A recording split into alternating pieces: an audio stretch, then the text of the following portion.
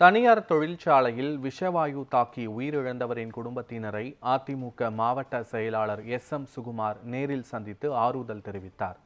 ராணிப்பேட்டை மாவட்டம் வி.சி.